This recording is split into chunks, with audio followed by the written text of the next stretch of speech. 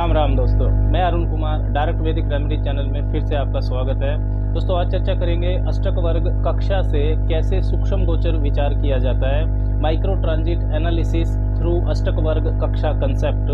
कुंडली में किसी भी ग्रह का गोचर जिस भी भाव में होता है तो उस ग्रह के भिन्नाष्टक वर्ग में उस भाव के लिए बिंदु या पॉइंट्स को देखकर ये पता चलता है कि गोचर का फल कैसा रहेगा। ये बिंदु 0 से 8 तक हो सकते हैं। अगर बिंदु 4 है तो औसत फल माना जाता है, मीडियम बेनिफिक। अगर 4 से 8 के बीच है तो उत्तरोत्तर शुभता बढ़ती जाती है, लेकिन अगर 4 से 0 के बीच है तो फिर अशुभता भी बढ़ती जाती है। ग्रह के गोचर की जो अवधि है उसका यदि सूक्ष्म गोचर विचार करना हो, माइक्रो एनालिसिस करना हो, तो अष्टक वर्ग कक्षा का उपयोग किया जाता है। अष्टक वर्ग कक्षा से ये पता चलता है कि जो ग्रह की एक राशि में गोचर अवधि है उस समय कब वो अपना शुभ अशुभ फल देगा और कब अपना फल देना बंद कर देगा। अब अगर ग्रह को 8 बिंदु मिले हैं तो उस राशि में अपने पूर्ण समय काल में वो शुभ फल ही देगा, और यदि उसे 0 बिंदु मिले हैं तो पूर्णतः अशुभ फल ही देगा। लेकिन अगर उसे बिंदु 1 से 7 तक मिले हैं तो अष्टक वर्ग कक्षा का कंसेप्ट इस्तेमाल करना चाहिए। उदाहरण के लिए ये एक आप कर्क लगन की कुंडली देख सकते हैं। इसमें पहले भाव में जहाँ 4 नंबर लिखा है बुध और शनि है, तीसरे भाव में राहु है, 9वें भाव में केतु है, 10वें भाव में चंद्रमा है और 11वें भाव में वृष राशि में मंगल, बृहस्पति और शुक्र है, और सूर्य इस कुंडली में 12वें भाव में है। अब अगर हम बृहस्पति के भिन्नाष्टक वर्ग को देखते हैं तो बृहस्पति इस वक्त अष्टम भाव में गोचर कर रहे हैं कुंभ राशि में। वहाँ पर उनको 5 बिंदु भी मिले हैं, तो बिंदु 4 से क्योंकि ज़्यादा है तो साधारणतः बृहस्पति का गोचर शुभ ही कहा जाएगा। लेकिन बृहस्पति लगभग 13 महीने इसी राशि में ही गोचर करेंगे, तो इन 13 महीनों में सूक्ष्म रूप से बारीकी से देखने के लिए अष्टक वर्ग कक्षा का उपयोग किया जाता है। कोई भी राशि हो उसके 8 भाग कर दिए जाते हैं, वो 8 भाग 8 कक्षाएं कहलाती हैं। हमें पता है कि 1 डिग्री या अंश में 60 मिनट्स होते हैं या 60 कला भी कहते हैं, और एक राशि के अंदर 30 डिग्री होती है। तो अगर हम एक राशि की 30 डिग्रियों को 8 से भाग दें तो 3 डिग्री 45 मिनट की 8 कक्षाएं बन जाएंगी। इसका मतलब ये हुआ कि कोई भी राशि हो उसके अंदर 3-3 अंश व 45-45 कला या मिनट्स की 8 कक्षाएं होती हैं। मतलब किसी भी राशि में जो 0 डिग्री से लेकर 3 डिग्री 45 मिनट तक पहली कक्षा शनि की होती है, फिर 3 डिग्री 46 मिनट से लेकर 7 डिग्री 30 मिनट तक दूसरी कक्षा बृहस्पति की होती है, 7 डिग्री 31 मिनट से लेकर 11 डिग्री 15 मिनट तक वो अगली कक्षा मंगल की होती है, फिर चौथी कक्षा सूर्य की होती है जो 11 डिग्री 16 मिनट से लेकर 15 डिग्री तक होती है, 15 डिग्री 1 मिनट से लेकर 18 डिग्री 45 मिनट तक पाँचवीं कक्षा शुक्र की होती है, फिर 18 डिग्री 46 मिनट से लेकर 22 डिग्री 30 मिनट तक छठी कक्षा बुध की होती है, और 22 डिग्री 31 मिनट से लेकर 26 डिग्री 15 मिनट तक सातवीं कक्षा चंद्रमा की होती है। सबसे आखिरी कक्षा 26 डिग्री 15 मिनट से लेकर 30 डिग्री तक वो लगन की होती है। अब इस तरह जब भी कोई ग्रह किसी भी राशि में गोचर करता है तो जो गोचरस्थ ग्रह है वो कितने अंशों पर चल रहा है उसको देखकर हम ये पता लगा सकते हैं कि वो अभी किसकी कक्षा में चल रहा है।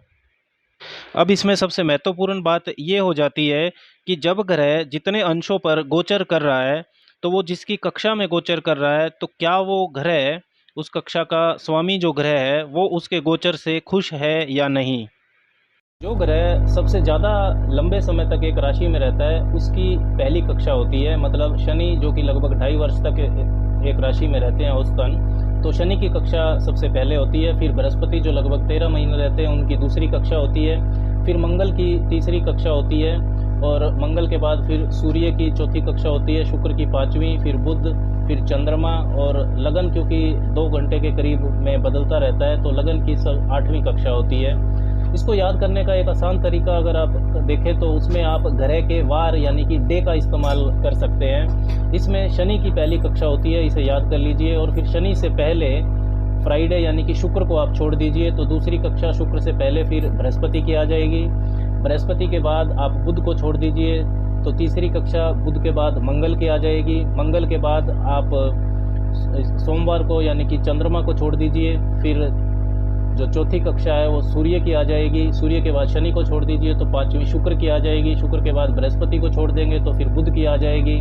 बुध के बाद मंगल को छोड़ दीजिए तो फिर सोमवार यानी चंद्रमा की आ जाएगी। और 8वीं कक्षा इस तरह लगन की मानी जाती है। कक्षाओं के सीक्वेंस यानी कि क्रम का इस्तेमाल ग्रह के गोचर फल की अवधि में शुभता और अशुभता को जानने में किया जाता है। ऊपर के उदाहरण में अगर हम देखते हैं तो जो गुरु का गोचर कुंभ राशि में है ये लगभग 13 महीने का रहेगा। और यदि आप 13 महीने को 8 से डिवाइड करें, 8 से भाग दें तो ये लगभग 48 डेज 48 दिन आएगा। इसका मतलब ये हुआ कि एक कक्षा में बृहस्पति लगभग 48 दिन रहेंगे। और इसको कह सकते हैं कि बृहस्पति जब कुंभ राशि में जब प्रवेश करेंगे तो बृहस्पति कुंभ राशि में 0 डिग्री से लेकर जब 3 डिग्री 45 मिनट तक की अवधि में रहेंगे तो वो लगभग जो समय होगा वो 48 दिन का होगा। कक्षाओं की अवधि औसतन आपको 48 दिन ही बृहस्पति के इस केस में रखनी चाहिए। तो जो सबसे पहली कक्षा है शनि की, यानी कि शनि ने अब क्योंकि बिंदु नहीं दिया है, अगर हम बिनाष्टक वर्ग में देखें तो बृहस्पति का कुंभ राशि में जो गोचर रहेगा तो पहले 48 दिन वो बृहस्पति अपनी शुभता नहीं दिखा पाएंगे, क्योंकि वहाँ वो 5 बिंदु दे रहे हैं तो साधारणतः उनका फल शुभ माना जाएगा।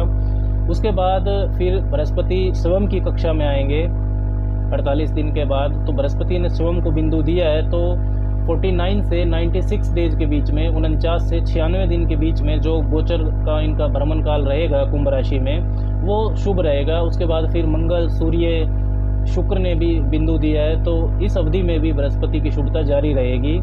छठी कक्षा जो कि बुध की है, बुध ने इनको बिंदु नहीं दिया है तो इसका मतलब बृहस्पति जब अपने भ्रमण काल के 240वें से 288वें दिन की अवधि में जब जाएंगे तब उनकी जो शुभता है वो नहीं दिखाई देगी। जो बृहस्पति की या किसी भी ग्रह की जो डिग्रीज होती है गोचर की वो एग्जैक्टली आप पंचांग से देख सकते हैं। इसके बाद 7वीं कक्षा फिर चंद्रमा की आएगी तो अगले 48 दिन 288 दिन से लेकर 336वें दिन तक बृहस्पति फिर शुभता दिखाएंगे, क्योंकि चंद्रमा ने उन्हें बिंदु दिया है। 8वीं कक्षा लगन की है और लगन ने उन्हें बिंदु नहीं दिया है तो अपने कुंभ राशि के भ्रमण काल में बृहस्पति अपने आखिरी के 48 दिन में शुभ फल नहीं दिखा पाएंगे। हम बृहस्पति के केस में एवरेज 48 दिन को लेकर चल रहे हैं, लेकिन जैसे कि मैंने पहले बताया आप कक्षा की लंबाई को 3 डिग्री 45 मिनट के हिसाब से ही समझिए। और एग्जैक्टली गोचर में ग्रह किस अंश पर है वो आपको फ़ोन, कंप्यूटर या पंचांग कहीं से भी आप उसको देख सकते हैं। उसकी जो डिग्रीज है आपको पता लग जाएगी।